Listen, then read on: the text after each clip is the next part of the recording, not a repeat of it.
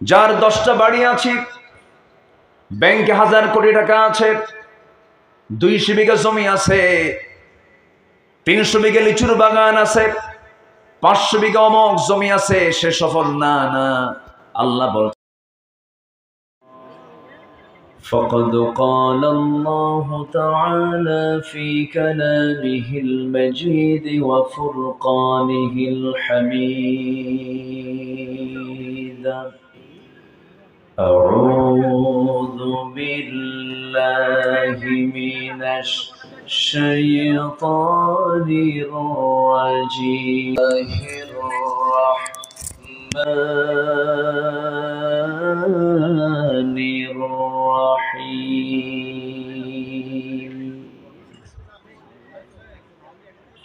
ذكر اسم ربه فصلى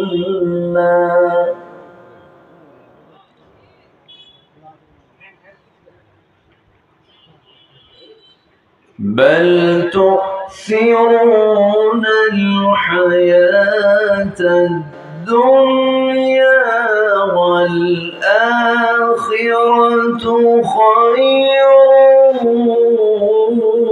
وأبقى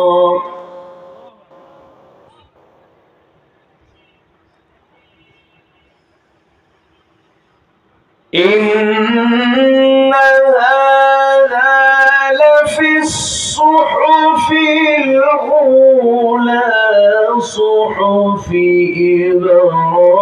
إبراهيم وموسى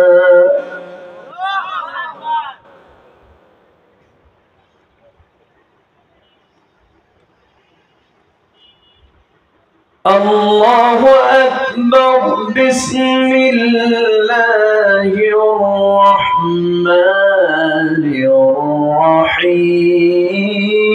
الرحيم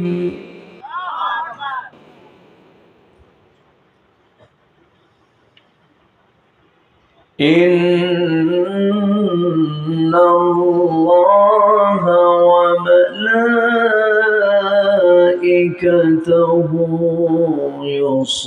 يصلون على النبي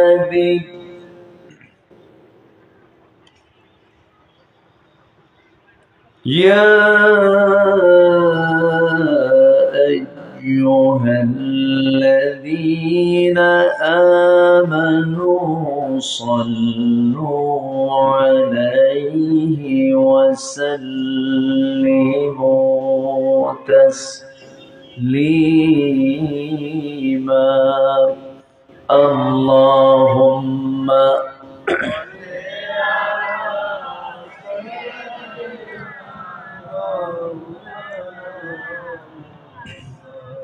وعلى آل سيدنا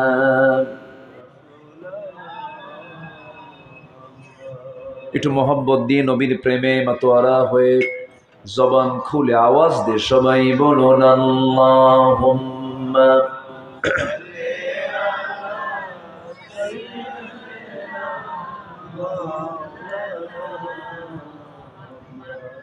وعلى آل سيدنا সবাই বলুন বালাগাল উলা বিকামালিহি কাশাফাত তুজা বিজামালিহি حسنت جميع خصاله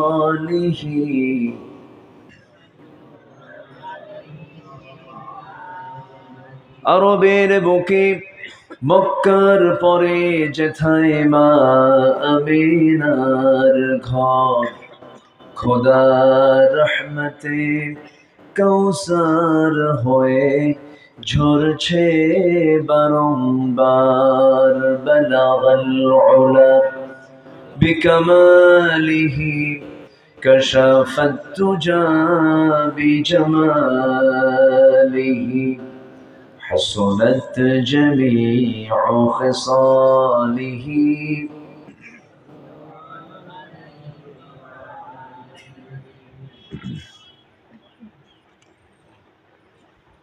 রাজশাহী অঞ্চলের নাটোর জেলার বড়াইগ্রাম উপজেলার পৌর এরিয়ার কেন্দ্রীয় জামে মসজিদ মাহফিল ইন্তেজামী কমিটি কর্তৃক আয়োজিত বড়াইগ্রাম সেন্ট্রাল ঈদগাহ মাঠে অনুষ্ঠিত দিনের বেলা আয়োজিত তাফসীরুল কোরআন মাহফিল 2024 মহতি আয়োজনের সম্মানিত সুযোগ্য সভাপতি, বিশিষ্ট সমাজসেবক, ইসলাম দরদী ব্যক্তিত্ব জনাব বেলাল হোসেন, প্রধান অতিথি মাননীয় সাংসদ, প্রধান মেহমান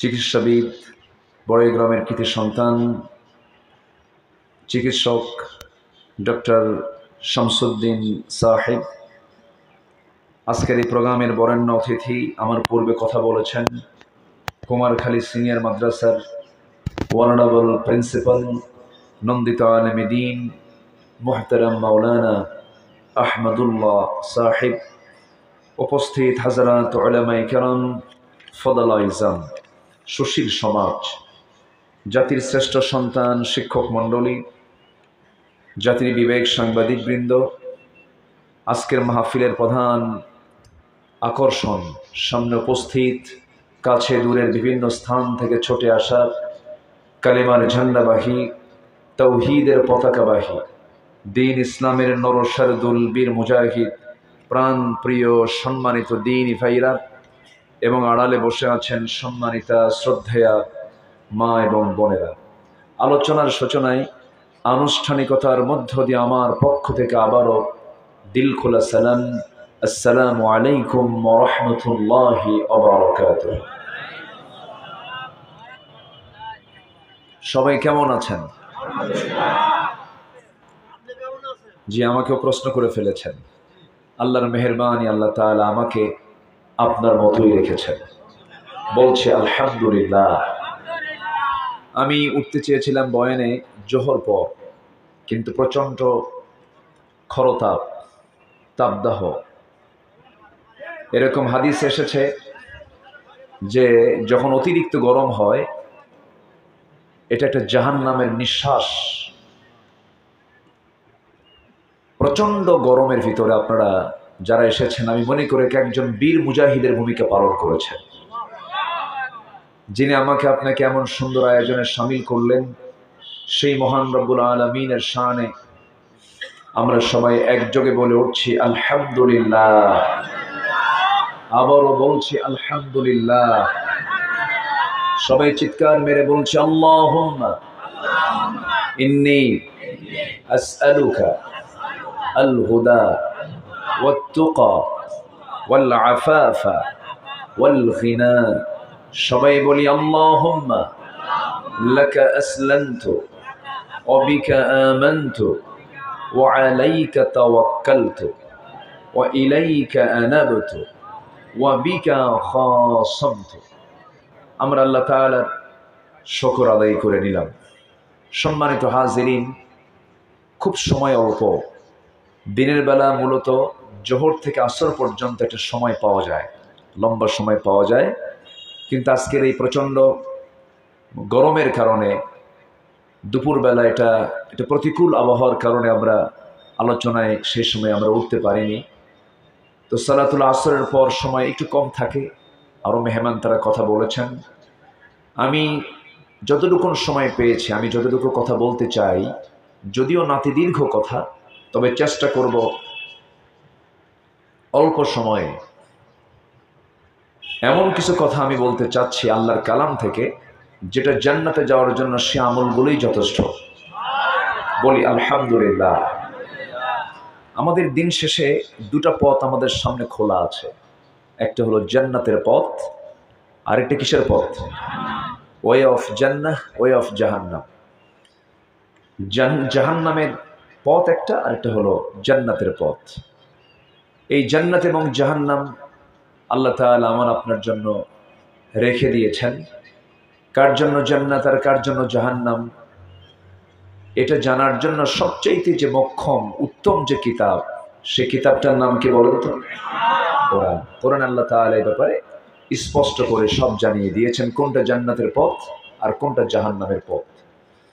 আল্লাহর সৃষ্টির দুটো পিঠ, একটা হচ্ছে ইহকাল, আরেকটা কি পরকাল। আমরা এক পিঠে অবস্থান করছি, আরেকটা পিঠ সামনে পড়ে আছে।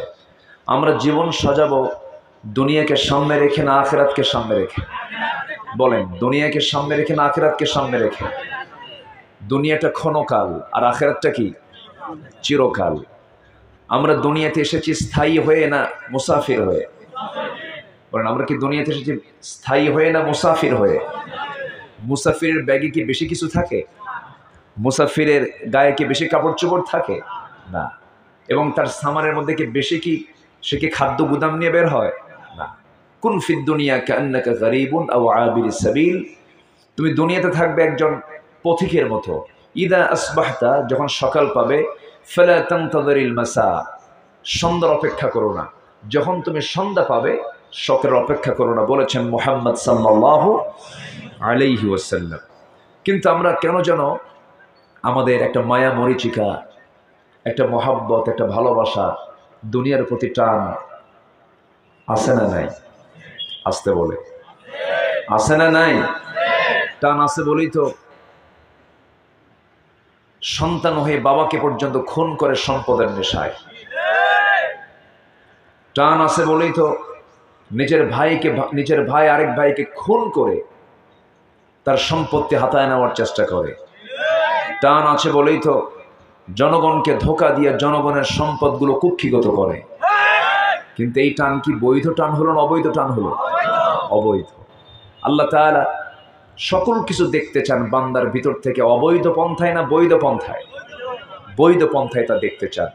তো সেই বৈধ পন্থার জন্য আল্লাহ তাআলা কোরআনটা বান্দাকে দিয়ে দিয়েছেন। এটা হালাল, এটা হারাম, এটা ন্যায়, এটা অন্যায়, এটা বৈধ, এটা অবৈধ, এটা লেজিটিমেট, এটা প্রহিবিটেড, সব কিছু ক্লিয়ার করে দিয়েছেন। তিনি আমার কে? আল্লাহ তাআলা। তাহলে আমরা কি এই দুনিয়াতে সফল হতে চাই না ব্যর্থ হতে চাই? আবার আখিরাতেও আমরা সফল হতে চাই না ব্যর্থ হতে চাই? তো সফলতার জন্য সবচেয়ে উত্তম পরামর্শ কে দিতে পারেন? আসতে বলবেন না, কে দিতে পারেন? পৃথিবীতে যত মোটিভেশনাল স্পিকার আসুক না কেন, যত দামি কথা কেউ বলুক না কেন, যত চমকপ্রদ কথা হোক না কেন, সবচাইতে সুন্দর পরামর্শ, সুন্দর কথা আমার আপনার জন্য দিতে পারেন তিনি কে? আল্লাহ তাআলা।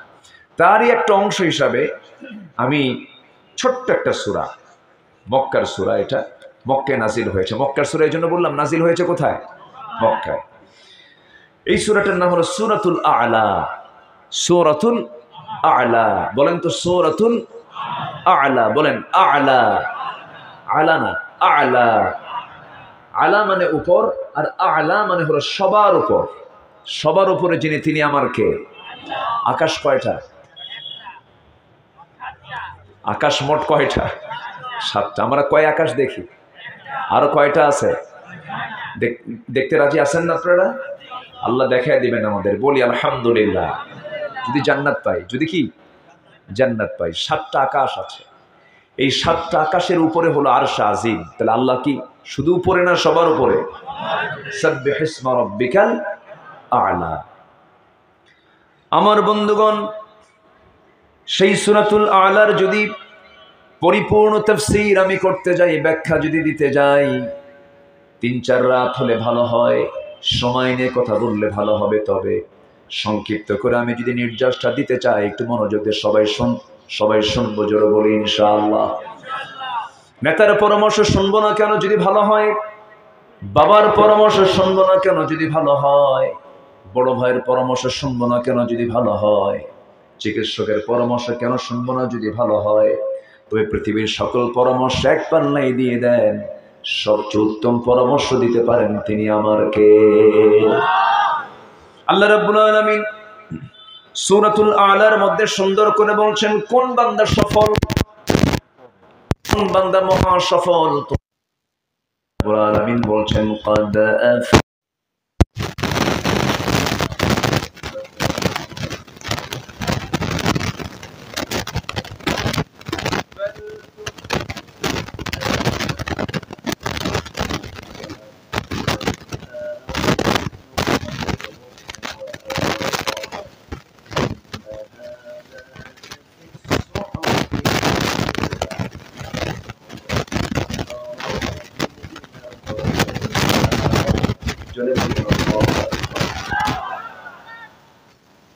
রাব্বুল আলামিন সফলতার কথা একাধিক জায়গায় বলেছেন।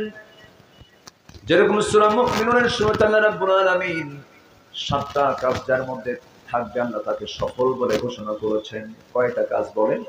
7টা কাজ। আর সূরা আলার মধ্যে আল্লাহ রাব্বুল আলামিন 3টা কাজের কথা বলেছেন। 3টা কাজ যার মধ্যে থাকবে সুবহানাল্লাহ। আপাতত আজকে আমরা এই 10টা সফলতার কাজগুলো আমরা আজকে শিখে যাব। জোরে বলি ইনশাআল্লাহ। তাহলে এই নফসের মধ্যে কি সমস্যা আছে? আসতে বলে সমস্যা কি আছে? আল্লাহ তাআলা বলছেন, হ্যাঁ ভাইরাস ধরছে। দেখেন কিছু না আমি পারি, কি সুন্দর একটা কথা বলে ফেলেছেন, ভাইরাস ধরেছে।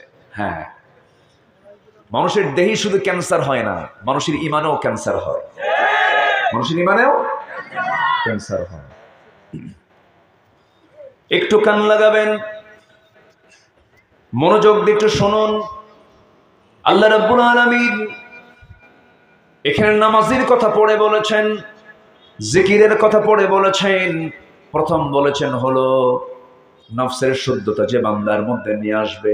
আল্লাহ রাব্বুল আলামিন সুন্দর করে বলছেন, قد أفلح من تزكى وذكر اسم ربه فصلى بل تؤثرون الحياة الدنيا জোরে বলি আল্লাহু আকবার। কোন এক ব্যক্তি নবীর সঙ্গে মক্কা থেকে মদিনায় পর্যন্ত চলে গেছে। নবীর সামনে দাঁড়িয়ে সেই লোকটা বলছে, হুজুর আমি আপনার মহব্বতী মক্কা থেকে মদিনায় আসছে, হিজরত করেছি। রাসূল বলেন, না রে না, তুমি আমার জন্য আসো নাই, তুমি এসেছো একটা মেয়ে আমার সঙ্গে হিজরত করেছে, তুমি তাকে বিয়ে করবে, এই জন্য আমার সঙ্গে আসছো। কথা বোঝেন নাই? এই যে বুখারীর যে প্রথম হাদিসটা, এই হাদিসের প্রেক্ষাপট কিন্তু এটা। একটা হাদিস আমাকে দারুণ চিন্তায় ফেলে দেয়। সিয়াসিত্তের হাদিস, খুব গুরুত্বপূর্ণ হাদিস। হাসরের ময়দানে বহু আলেম ধরা খেয়ে যাবে, বহু দানবীর ধরা খেয়ে যাবে, হাফেজে কোরআন ধরা খেয়ে যাবে, শহীদ ধরা খেয়ে যাবে। শহীদ যখন আল্লাহর সামনে দাঁড়িয়ে বলবে, আল্লাহ তোমার জমিনে তোমার দিন কায়েমের জন্য রক্ত ঝরিয়ে তোমার সামনে হাজির হয়েছি। আল্লাহ বলবেন, না রে বান্দা, তোকে মানুষ মুজাহিদ বলবে, তোকে মানুষ বাহাবা দেবে, এই জন্য তুই জিহাদে অংশগ্রহণ করেছিলি, আমার খুশির জন্য তুই শহীদ হস নাই। উপর করে জাহান্নামে ফেলা হবে।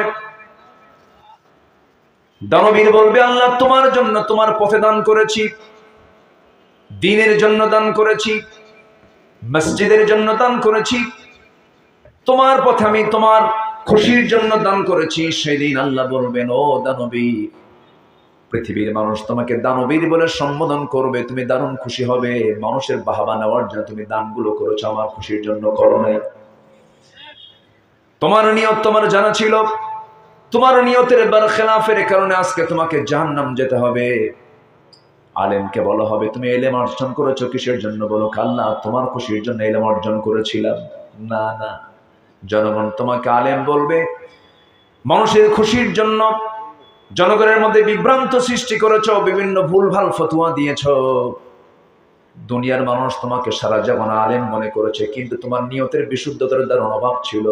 আজকে তোমাকে উপর করে জাহান্নামে আমি আল্লাহ নিক্ষেপ করলাম। যেরকম নাউজুবিল্লাহ।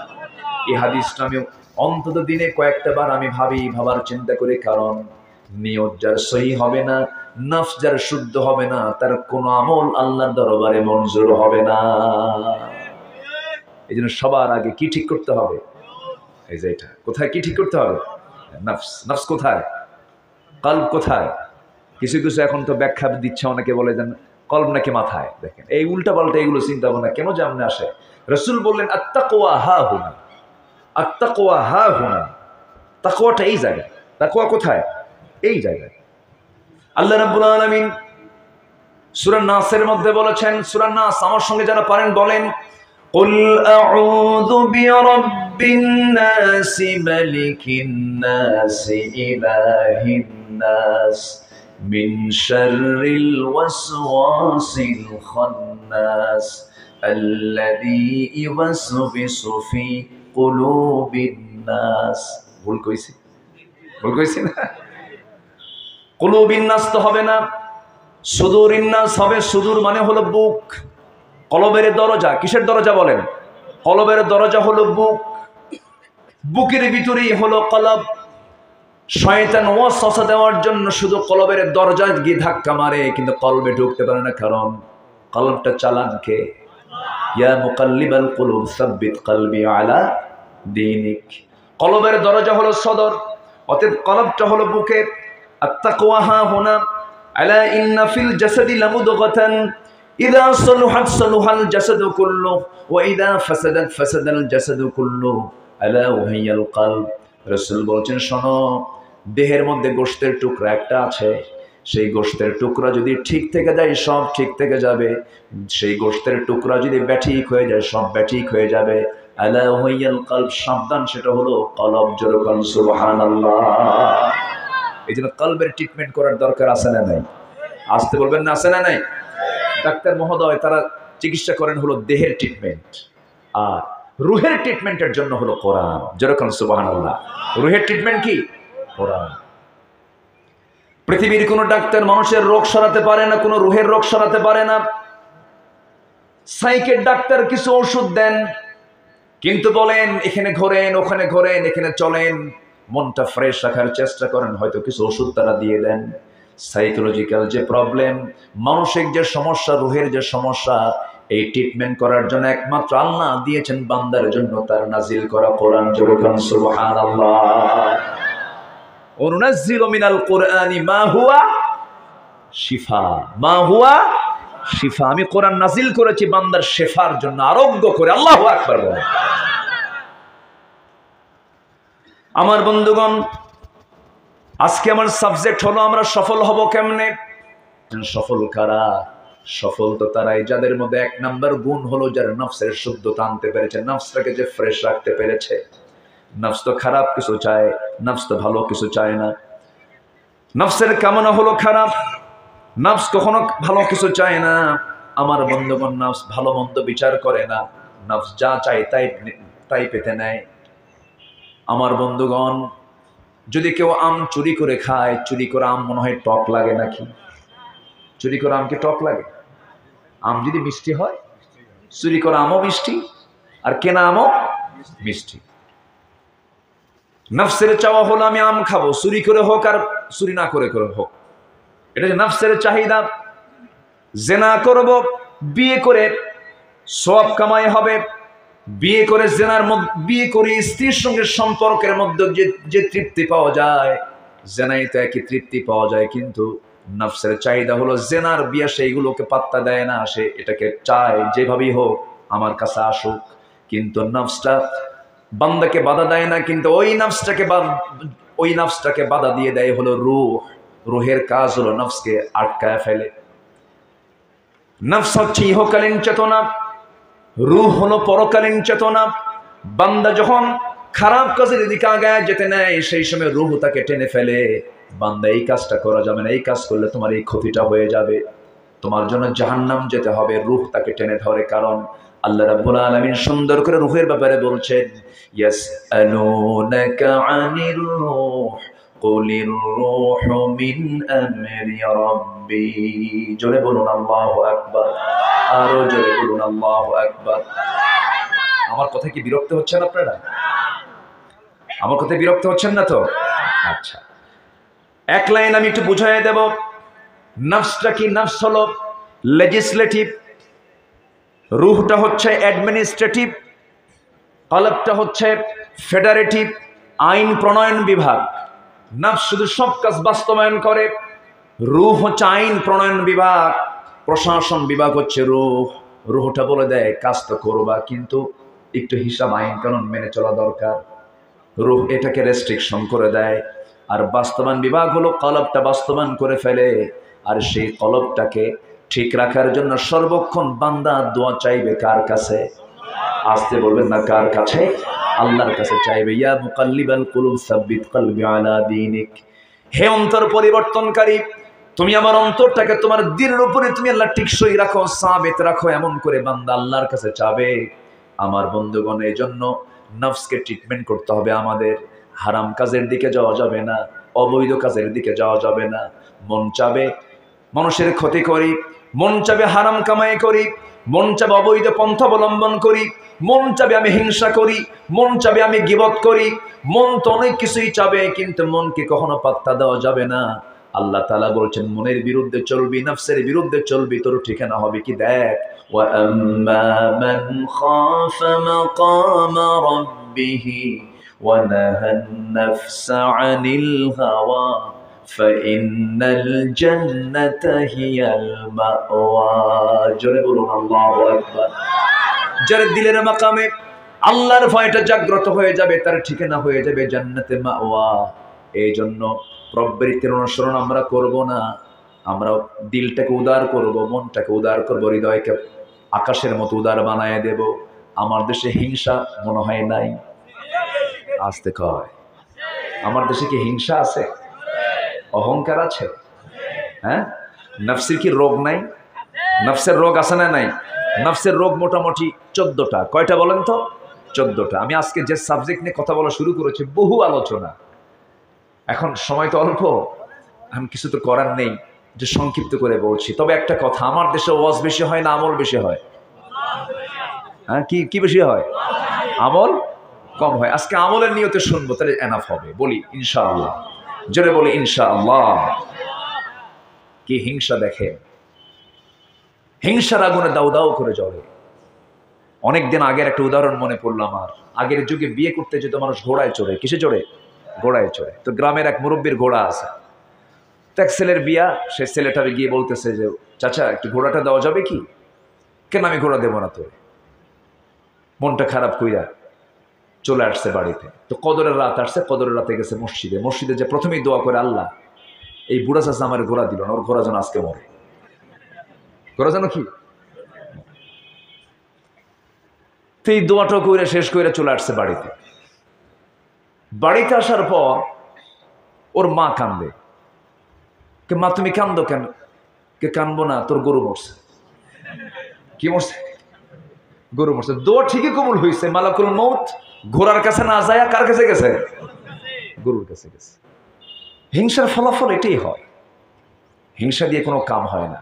একটা হাদিস, সহিহ হাদিস, ক্বালা ইয়াকুম ফিল হাসাদ ফাইন্নাল হাসাদা ইয়াকুলুল হাসানাত কামা তাকুলুন নার আল হাতাব।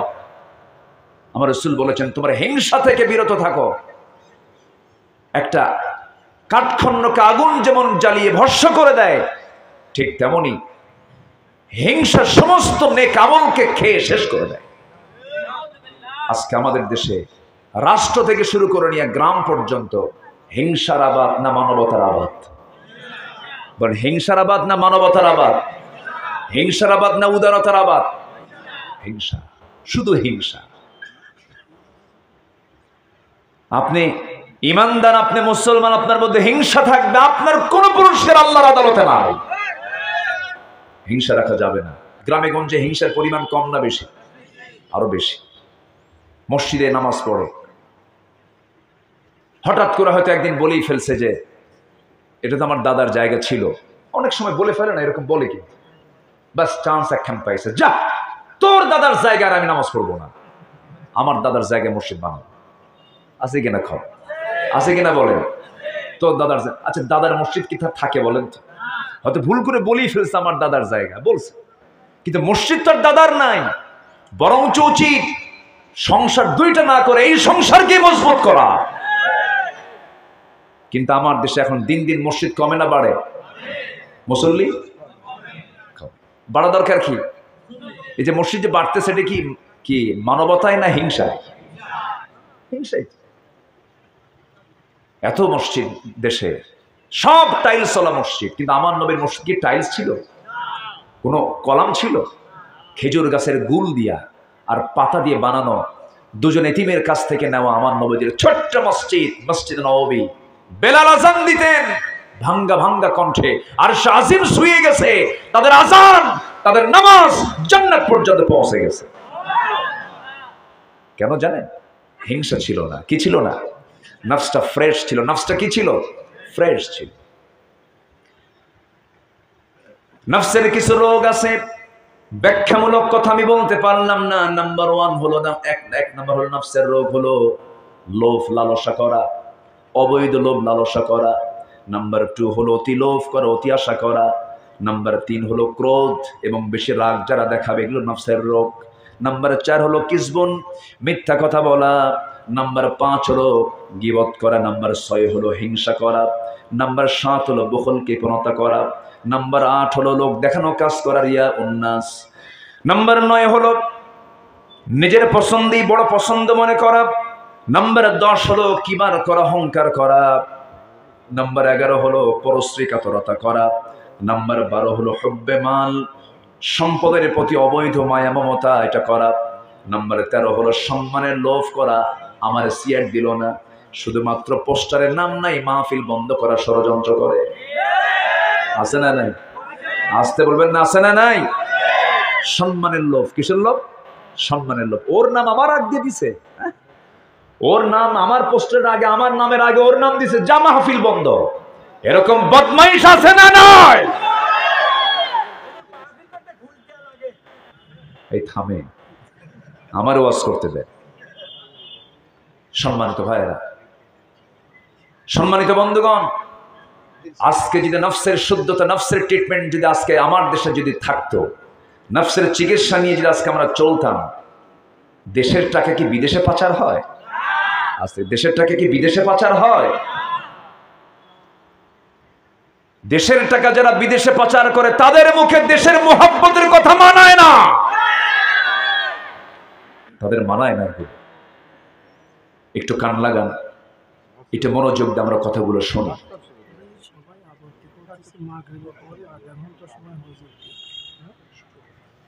সাজানো যাবে না, গোছানো যাবে না। সম্মানিত ভাই,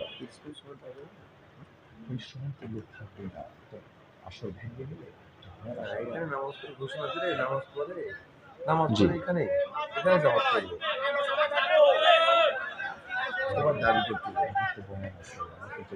সম্ভব হয়।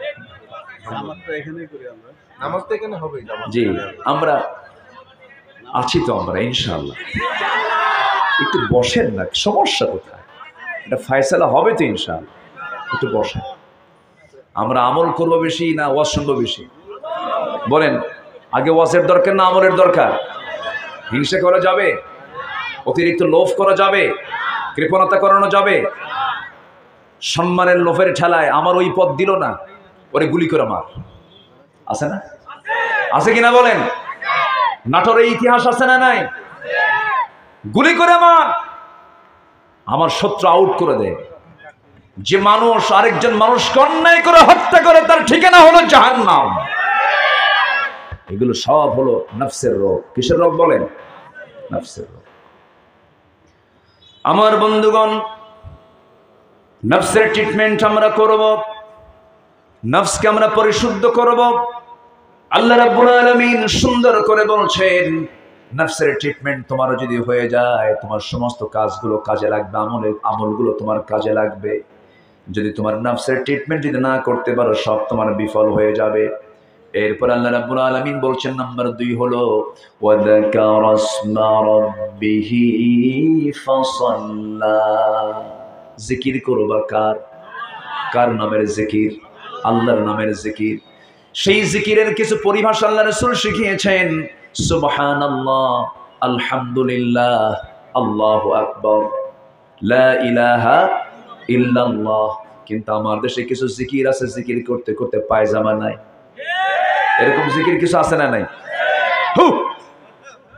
আছে কিনা বলেন? বারবার আপনি আল্লাহ আল্লাহ বললেন, সমস্যা নাই। ডাক্তার মহোদয়ের নামটা আমি যদি বারবার বলি, তিনি বিরক্ত হয়ে যাবেন। বারবার বললে পরে তার কাছে বিরক্তি চলে আসবে। আল্লাহ তাআলার নাম আমরা বারবার নেব না কেন, কিন্তু পরিপূর্ণ অর্থ সহ যদি নামটা নিয়ে ফেলি, আল্লাহ তাআলা আরো বেশি খুশি হবেন। আল্লাহকে সুবহানাল্লাহ, আল্লাহকে আল্লাহু আকবার, আল্লাহকে লা ইলাহা ইল্লাল্লাহ। পরিপূর্ণ অর্থবোধক বাক্য দিয়ে আল্লাহর নামটা ডাকলে পর আল্লাহ তাআলা বেশি খুশি হয়ে যান। তোমরা আল্লাহর নামের জিকিরটা তোমরা করবে। এরপর আল্লাহ রাব্বুল আলামিন বান্দাকে বলছেন, জিকির যে তুমি করবা, জিকিরের কিন্তু একটা বিশাল ব্যাখ্যা আছে। আমরা অনেকে জিকির মনে করি হালকা জিকির, ভারী জিকির, আল্লাহর নাম ঘন ঘন নেওয়া, এটা ভুল কথা। শুধু এটার নাম জিকির নয়, যে কিতাব আমরা শুনতে এসেছি, যেই কিতাবের আলোচনা আজকে শুনতে এসেছি, এই কিতাবের নামও জিকির। এই কিতাবের নামও কি? জিকির। আল্লাহ রাব্বুল আলামিন বলেন, فَأَيْنَ تَذْهَبُونَ إِنْ هُوَ إِلَّا ذِكْرٌ لِلْعَالَمِينَ لِمَنْ شَاءَ مِنْكُمْ أَنْ يَسْتَقِيمَ وَمَا تَشَاءُونَ إِلَّا أَنْ يَشَاءَ اللَّهُ رَبُّ الْعَالَمِينَ। বান্দা তুমি কোথায় দৌড়াও, কোন দিকে দৌড়াও? সবচেয়ে বড় জিকির হলো কোরআন। কোরআনের জিকিরটা তুমি করো, কোরআনটা সুন্দর করে পড়ো, এর চাইতে বড় জিকির আর দুনিয়াতে নাই। জোরে কোন সুবহানাল্লাহ। তাহলে জিকির মানে হলো আল্লাহর নামটা নিয়ে, আল্লাহর নাম অর্থবোধক নামটা নিয়ে আল্লাহর নামটা বলা, কোরআনের তেলাওয়াত করা, এটাও জিকির। জিকিরের মোটামুটি 3 থেকে 4টা অর্থ আছে। আরেকটা অর্থ হলো জিকির মানে আমরা মসজিদে কিসের জন্য যাই? নামাজের জন্য যাই। এই নামাজকে আল্লাহ তাআলা এক জায়গায় জিকির বলেছে। জোরে কোন সুবহানাল্লাহ। নামাজ কি? জিকির। আল্লাহ রাব্বুল আলামিন বলেন, ইযা নুদিয়া লিস-সালাতি মিন ইয়াউমিল জুমআতি ফাসআউ ইলা যিকরিল্লাহি ওয়া যারুল বাই', যালিকুম খায়রুল লাকুম ইন কুনতুম তা'লামুন। জোরে বলুন আল্লাহু আকবার। যখন তোমাদেরকে নামাজের জন্য ডাকা হয়, সেই সময় তোমাদের দায়িত্ব হলো সব কাজ ফেলে রেখে দিয়া তোমরা আল্লাহর জিকিরের জন্য মসজিদে চলে যাবে। নামাজ শুরু হলো, এটা জিকির শুরু হয়ে গেল। আবার আল্লাহ বলছেন 4 নাম্বার জিকিরের অর্থ হলো, বান্দা তুমি যখন নামাজটা শেষ করলে, নামাজ শেষ করার সঙ্গে সঙ্গে যখন বাইরে বের হয়ে যাবে, ফাইদা কুদিয়াতিস সালাতু فانتشروا في الأرض وابتغوا من فضل الله واذكروا الله كثيرا لعلكم تفلحون। জোরে বলুন আল্লাহু আকবার।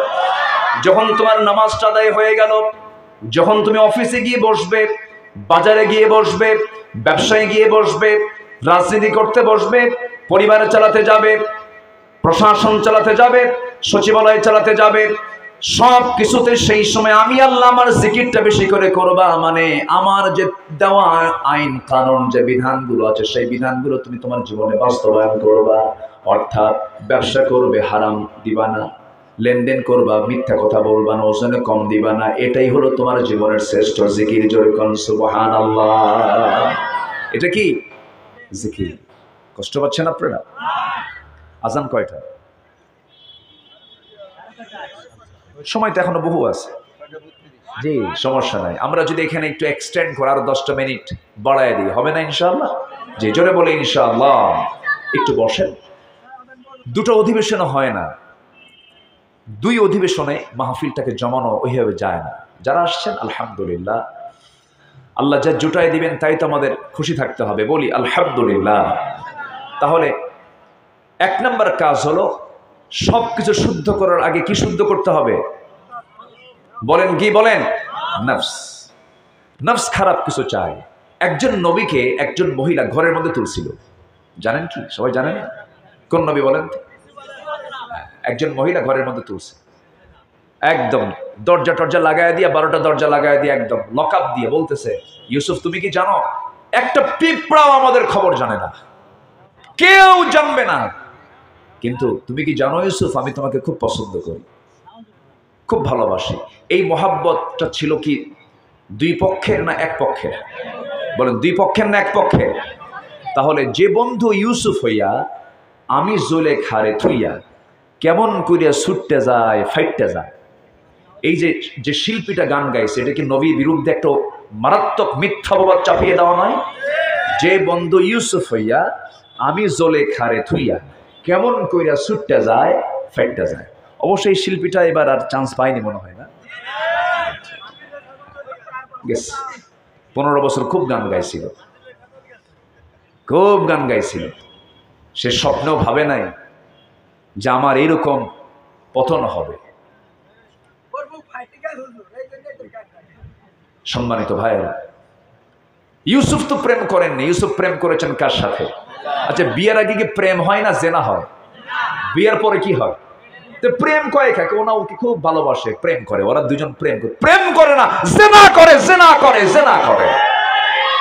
কিসের প্রেম এটা? এই শব্দ ভুল। বিয়ের আগে কোনো প্রেম নাই। বিয়ের আগে কি? কলেজের ক্যাম্পাসে, ভার্সিটির ক্যাম্পাসে, স্কুলের ক্যাম্পাসে শিক্ষকদের নাকের ডগায় হরদম চোখের জেনা, গায়ের জেনা, মনের জেনা হচ্ছে, ঠিক কিনা? কিসের এগুলো? এগুলো সব জেনার কাজ হচ্ছে। এগুলো বন্ধ করতে কোনো সময় লাগতো না। দেশে ইয়াবা, মাদক, ফেন্সিডিল যা আছে প্রতিবেশী দেশ থেকে এগুলো সাপ্লাই করতেছে। আমাদের খুব বন্ধু তো তারা, মানে প্রতিবেশী দেশ এত সুন্দর বন্ধু, মানে ফেন্সিডিল খুব ইজি পার করে দেয়, খুব বন্ধু তারা। ইয়াবা পার করে দেয় কেন? এই যুব সমাজকে, এই দেশকে ধ্বংস করার জন্য যুব সমাজ আগে ধ্বংস করা দরকার। তাদের পরিকল্পনা এটা। ওই টোপে গিলো না যুবক, তোমার জীবন নষ্ট করো না, কোন নেশার দিকে পা দিবা না।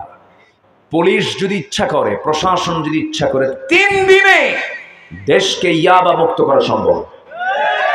কিন্তু যে সরিষে দিয়ে আপনি ভূত তাড়াবেন, সরিষের মধ্যে কি করবেন আপনি? তবে অন্যের বিরুদ্ধে আমাদের মোকাবেলা করার দরকার আছে না নাই? বাতিলের বিরুদ্ধে মোকাবেলা করার দরকার আছে না নাই? ইমানদার কখনো বসে থাকে না, ইমানদার বাতিলদের মোকাবেলা করে। রাজি আছেন কারা কারা? হাত উঁচু করে দেখান।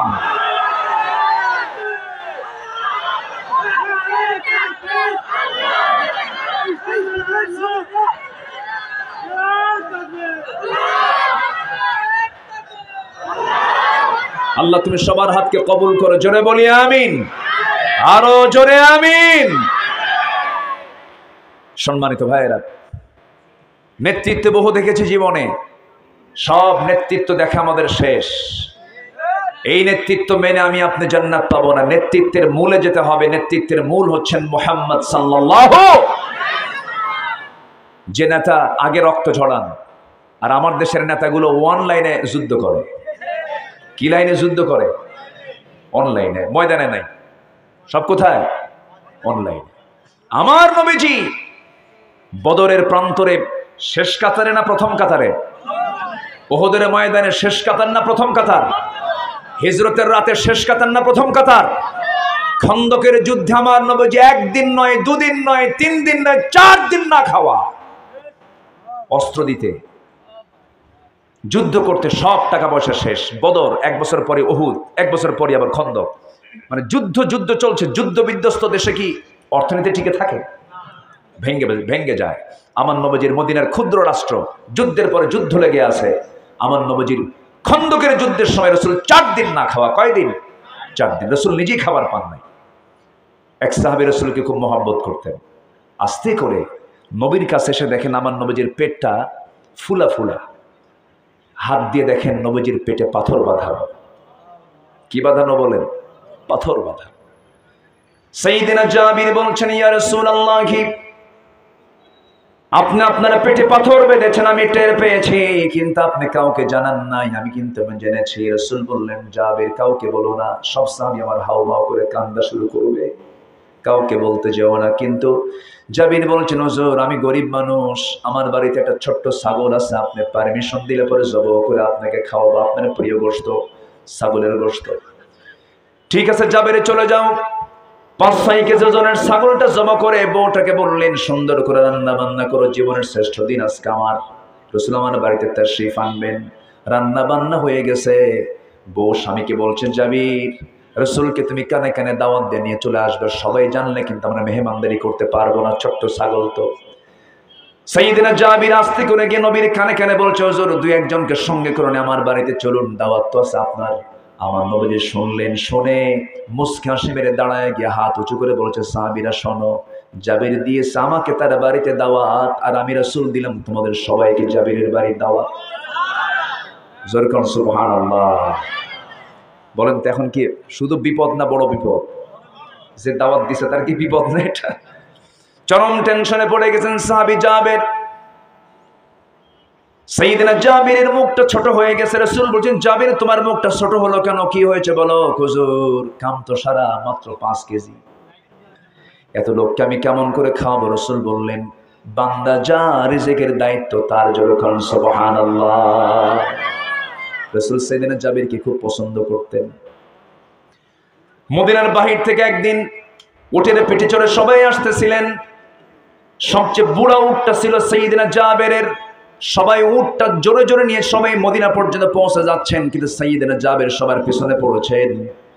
এবার জাবির বলছেন, হুজুর সবার উট তো আগে আগে যা, আমার উট তো বুড়া, আমি তো আগে যেতে পারি না, একটু দোয়া করে দেন। আমার নবীজি তার হাতের লাঠি দিয়ে একটা গুতা মারলেন উটের গায়ে। উটটা তাজা হয় এমন জোরে দৌড় মারলেন, সবার উটটা পিছনে ফেলে জাবির সবার আগে মদিনায় পৌঁছে গেছে।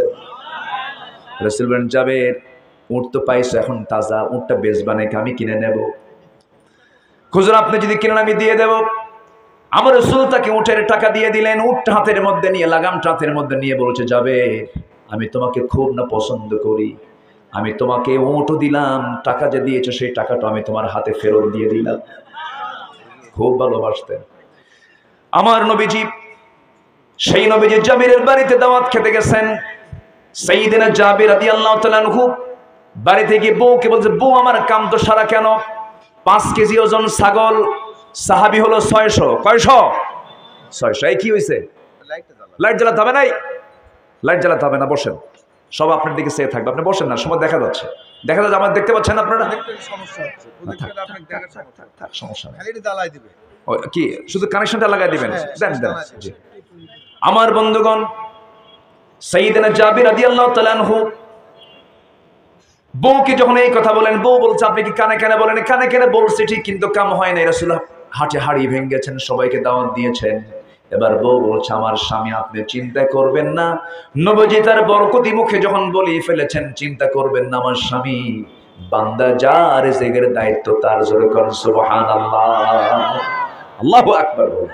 এই বিশ্বাস কি আমাদের আছে? এই বিশ্বাস কি আমাদের আছে? আমাদের খাওয়ানকে পৃথিবীতে বেশি খায় মানুষ না অন্য প্রাণী? মানুষ কি বেশি খায় না অন্য প্রাণী বেশি খায়? জলভাগের প্রাণী তো বেশি খায়। আমরা আর কি খাই? অথচ মানুষ সবচেয়ে কম খায়। এরপরেও পৃথিবীতে মানুষের জন্য খাদ্য গুদাম আছে, কোন প্রাণীর খাদ্য গুদাম নাই। খাদ্য গুদাম থাকার পরও চোর আছে না নাই? খাদ্যের সংকট আছে না নাই? খাদ্যের কোনো সংকট আমার দেশে থাকতো না যদি বন্টনের যদি সংকট না হতো। সংকট হলো বন্টনের। কিসের কিসের কিসের সংকট? বন্টনের সংকট। বিধবা ভাতা, বয়স্ক ভাতা গভর্নমেন্ট দেয়, ভালো, এটা ভালো উদ্যোগ, কিন্তু বিধবা ভাতার তালিকায় হলো তাজা চেয়ারম্যানের বউ। বুঝেন নাই? তাহলে এটা তো বন্টন হলো না। আমার রাসূল সাইয়েদনা জাবিরের বাড়ির দরজায় গিয়ে দাঁড়ালেন। জাবির তুমি কোথায়? হুজুর আমি সামনে, এই যে চলে আসছি। তুমি কি চিন্তা করতেছো? কোনো চিন্তা নাই তোমার। আমার সাহাবীরা না খাওয়া, আমিও না খাওয়া, 4টা দিন 4টা রাত, টেনশন করো না।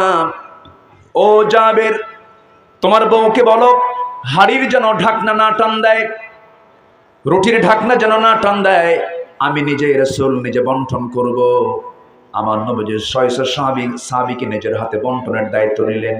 যে লোকগুলো খাবার বন্টন করে তাদেরকে এলাকায় কি বলে? হ্যাঁ কি বলে? খাজেনদার। আচ্ছা খাজেনদার। রাসূল খাজেনদারের দায়িত্ব পালন করেন। আল্লাহু আকবার বলেন। হাদিসে আসছে 600 সাহাবী 5 কেজি 6 কেজি ওজনের ছাগল আর রুটি 600 সাহাবীর মাঝে রাসূল অনায়াসে বিতরণ করলেন। সাইয়েদনা জাবিরের বাড়ির এক চুল পরিমাণ গোশত কমে নাই। যেরকম আল্লাহু আকবার। আল্লাহ যদি কাউকে বরকত দেন, তার বরকত কখনো নিঃশেষ হতে পারে না। আমরা আস্থা রাখবো কার উপরে? আল্লাহর উপরে। সম্মানিত ভাইয়েরা, 4টা কাজ। নফসের শুদ্ধতা আনবো, জিকির করব। নাম্বার 3 হলো আমরা সালাত পড়বো আর নামাজ পড়বো। কার মহব্বতে? 5 ওয়াক্ত নামাজ পড়বেন কারা কারা? একটু হাত তুলে দেখেন তো দেখি। জোরে বলি ইয়া আল্লাহ ইয়া রহমান। আমাদেরকে 5 ওয়াক্ত সালাত আদায় করার তৌফিক তুমি আল্লাহ দিয়ে দাও। জোরে বলি আমিন। আরো জোরে আমিন। হাত নামান। সম্মানিত ভাইরা, আপনারা কষ্ট পাচ্ছেন না তো? এত সুন্দর মানুষ, আপনারা যেরকম চালাক তা তো বুঝি নাই। লোকজন আসলো কিন্তু আসলো পরে। জুমার দিন আজান হয় 12:30টায়, আর মুসল্লি হাজির হয় 1টা 29 মিনিট 29 সেকেন্ডে। এটা ঠিক না, আমার একটু আগে আসলে আমার অনেক ভালো হতো। যাই হোক, আমরা আসছি আলহামদুলিল্লাহ। তো মাহফিলটা হলো মসজিদের উদ্দেশ্যে, বলি আলহামদুলিল্লাহ। তো মসজিদটা কার ঘর? মসজিদটা কার ঘর? বানাবে কে? আল্লাহ বানাবে। আল্লাহ বানাবে না বান্দা বানাবে? আমরা বানাবো, আমাদের বানাতে হবে। আর আল্লাহ বলছেন, তুই আমারে বানায় দিবি আমার ঘর, আমি তোকে জান্নাতে তোর জন্য ঘর বানায় দেব। এটা কার ওয়াদা? আসতে বলবেন না, কার ওয়াদা? এটা চাদর যাবে, ব্যাগ যাবে। যারা আসছেন মেহেরবানি করে যে যা পারেন পকেটে হাত দিবেন, অন্যের পকেট না, নিজের পকেটে একটু একটু হাত দিবেন। আমার মা বোন যারা আছেন একটু দিল থেকে যে যা পারি আমরা সবাই দেব। কেউ উঠবেন না, এই যে ওঠে কেন? বসেন। কেউ উঠবেন না, একটা লোক উঠবেন না। যদি না দেন সমস্যা নাই, কিন্তু উঠবেন না কেউ। আমরা একসঙ্গে দোয়া করে যাব, আমাদের শেষ কাজ হবে দোয়া। সবাই একটু বসেন, আমরা আল্লাহর কাছে চাবো, চাওয়ার আগ দিয়ে আল্লাহর পথে, আল্লাহর ঘরের জন্য আমরা একটু দেবো। ব্যাগ যাচ্ছে, কই ব্যাগগুলো কোথায়? ব্যাগ যাচ্ছে। আমরা সবাই 5, 10, 50, 100, 500, 1000 যে যা পারি আমরা জিকিরের তালে তালে আমরা সবাই দেব। জোরে বলি ইনশাআল্লাহ। যদি কারো কাছে টাকা পয়সা না থাকে ভিন্ন কথা, কিন্তু দিতে হবে আল্লাহর ঘরের জন্য। একটু না হলেও কিছু না কিছু দিতে হবে, আমরা দেবো ইনশাআল্লাহ। অন্তত আপনি ব্যাগটা একটু ছুঁয়ে দেন, যে দোয়া নিয়ে নেন, দোয়া দিয়ে দেন, আল্লাহ যেন আপনার দানকে কবুল করেন। জিকির করে সুবহানাল্লাহ আলহামদুলিল্লাহ। হ্যাঁ, যে আমার মা বোন যারা আসছেন, আমার মা বোনরা যে যা পারেন ব্যাগ নিয়ে যাচ্ছেন আপনাদের কাছে, যে যা পারেন সবাই আমরা দিল থেকে দেওয়ার চেষ্টা করবো। জিকির করে সুবহানাল্লাহ। আরেকটা এলান আমরা শুনি, আগামী 29 এপ্রিল কোথায় জানো এটা? নাজিরপুর। আগামী 29 এপ্রিল নাজিরপুরে একটা মাহফিল আছে রাতের বেলা। গুরুদাসপুর নাজিরপুর রাতের বেলা মাহফিল আছে আগামী 29 এপ্রিল। সেখানকার মেহমান হচ্ছে আব্দুল্লাহ আল আমিন, চেনেন তো নাকি? আচ্ছা, আমি থাকবো সেখানে। সেখানে যাবেন সবাই, বন্ধু বান্ধব নিয়ে দেখা হবে, কথা হবে। সবাই বসেন। চাদর যাচ্ছে, ব্যাগ যাচ্ছে, আমরা সবাই দিল থেকে দেওয়ার চেষ্টা করবো ইনশাআল্লাহ। জি জি, হ্যাঁ দিয়ে দেন। জি হ্যাঁ, লাইনে দিয়ে দেন। আমাদের এই আসনের নবনির্বাচিত এমপি মহোদয়, নতুন এমপি, তিনি নতুন হয়েছেন, তিনি একটু ভার্চুয়াল একটু কথা বলতে চান। জি, আর আমরা